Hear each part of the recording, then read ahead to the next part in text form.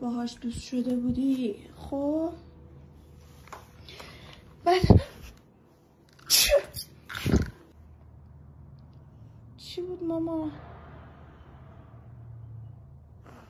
آها آب پاشید.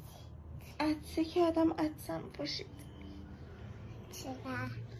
آب دهنم پاشید تو صورتت.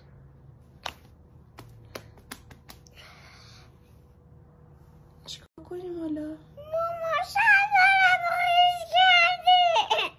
عدسه بود ماما. خب دست خودم نبود. اون مرد میکردی. ها؟ اون مرد میکردی. یه دفعه عدسم سمت تو شد دیگه. یه دفعه اومد.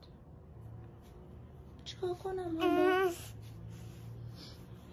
چیکار کنم ماما میگی؟ عدسات گرفت. حالا میرم الکل میزنم به با.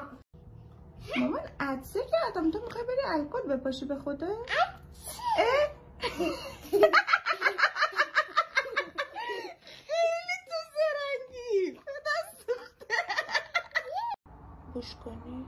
باش برو بکن زود. بعد بذار سر جاش دوباره.